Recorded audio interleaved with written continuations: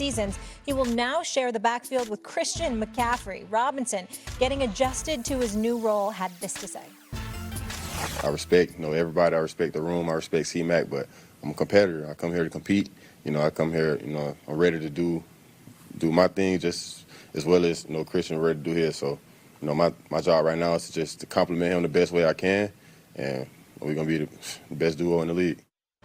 Okay, let's talk about duos and do this thought experiment here. So what's better for a championship contender to have, Mike T? Is it a star wide receiver duo or great running back duo? Yes, I want both. But the way the Not enough, Jim. We all want everything. It's kind of like we're at the menu. Why are these ors? I want them to be answered. Yeah. But look, the axiom of pass to score and run to win, to me, is exactly where pro football is today. And you talk about these high-powered offenses, starting with Cincinnati, Jamar Chase and T. Higgins.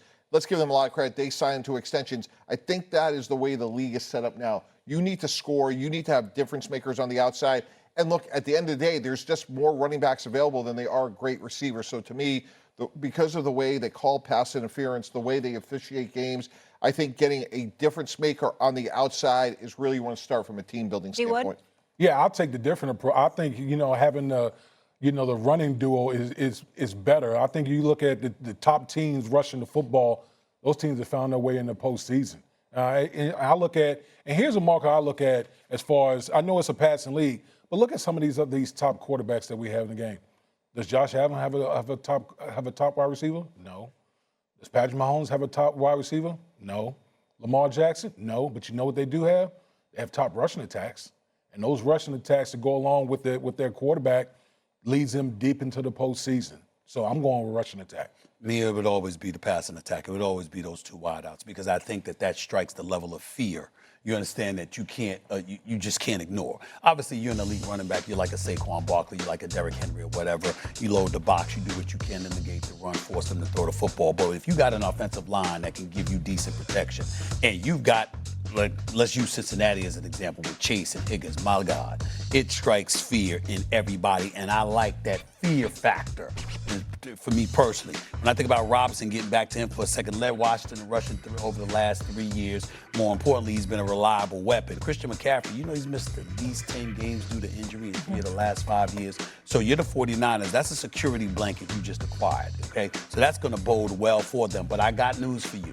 If Brandon Ayuk ain't ready to go and Jennings and others ain't ready to step up, how much are you really, really, really worried about the San Francisco 49ers if they can't throw the football? Yeah, let's talk about it. How high are we on the Niners? Because we haven't talked much about them. Yeah, I think Ricky Pearsall, like to Stephen A's point, they have a number of injuries, but if Ricky Pearsall, George Kittle, and if CMC can come back to anywhere close to what he once was, I think they say he's 100% healthy. Yep. And they say he looks great. And we saw what Saquon Barkley did with the Philadelphia Eagles. And I'm not saying CMC is Saquon at this point because he's probably a little bit skill diminished, but you could get enough out of those players, and as the year goes on, they could get healthier. I think they're a team that's a little bit under the radar, and defensively, they threw a ton of resources at that defense. Michael Williams, I think, will be a really good bookend to Nick Bosa. So I think when we're talking about a team in the playoffs, Molly, or on the periphery, I'd have the 49ers there. Listen, let's just be real about the 49ers. I think a big part of the reason why the 49ers, some people consider them, Super Bowl contenders, is because of their schedule. 49ers have one of the easiest schedules of all these teams in the National Football League. And when you look at the 49ers, the question I have is twofold. Number one, I think on the defensive side of football, man, they've lost their identity. And big part of the reason why their first 4 draft picks were all on the defensive side. They bring back Robert Saleh because clearly there's been decline on that side of the ball. We talked about Christian McCaffrey. Christian McCaffrey is the engine that stirs that pot in San Francisco on offense. Can he hold up? I know you brought in Brian Robinson, but let me tell you something. Brian Robinson is not Christian McCaffrey. So if Christian McCaffrey doesn't hold up with all the weapons that they have at wide receiver position, I'm just not seeing it. Woody's point, real quick, easiest strength of schedule. I'm not feeling that. I'm not feeling what he's saying. But you're big on competition. I'm big on competition, but I'm not feeling that right now. Let's look at this. Let's analyze this for a second. First of all, within your own division, you got Seattle and the Los Angeles Rams to contend with. That's right. We're expecting Arizona to be better. We'll see. But definitely, when you look at Seattle, people think that a lot of people are sleeping on the Seattle Seahawks. They can make some noise. And if Matthew Stafford's back ain't as bad as they're trying to say or whatever, obviously the Rams are the team to contend with, right? Then I'm looking at stuff like, wait a minute here. The Buccaneers are on this schedule. The Texans are on this schedule right here. I mean, I got the Browns, the Carolina Panthers. I get that part. But I'm just looking at some of this. I expect Chicago to be better as well. I'm saying that there are losable games here for the San Francisco 49ers. But Stephen A., like going back to the Rams, and look, we know how much Dan Orlovsky loves Matthew Stafford. Yeah. A 37-year-old who's had a bad back in August and July, getting through 17 games, that's a heavy Tell that lift. to Dan. Yeah, Well, no, listen, I have. I'm on the Rams bandwagon as well, and I think that's my only concern with the Los Angeles Rams is when you talk about back injuries, those things. You know, a 37-year-old quarterback, they tend to stick to you. So that's the real sticky issue with the Rams. The U.S. Open continues, by the way, today on ESPN. 12 more hours of first-round coverage. That's starting at 11:30 a.m. Eastern, right after us. As always, you can also watch every point streaming live on the all-new ESPN app and ESPN Deportes starting at 11 a.m. Eastern. More First Take after this quick break. First Take is brought to you by ESPN Fantasy Football, the #1 fantasy game. All that's going on are fantasy football drafts. A lot of people. Everyone in the world is doing their drafts this year, and no one focuses more intently on this or knows more about it than Shefty. So you need to hear from him before you have your draft. Let's start with this. If I've got the #1 pick in my draft this year, who am I taking? It's not even a question in my mind. I know most people are going with Jamar Chase, and he's great. But my #1 pick is this running back in Atlanta, Bijan Robinson. His numbers down the stretch last year were outstanding. It's tougher to find a great running back. When Michael Penix came in, his numbers got even better. I believe Bijan Robinson is the unquestioned, easy #1 pick in any fantasy draft this year, ahead of Jamar Chase, as good as Jamar Chase is. So that's coming in here, guys, and let me get some thoughts on these as we can, fantasy experts or to whatever degree we are. I find Atlanta a fascinating team.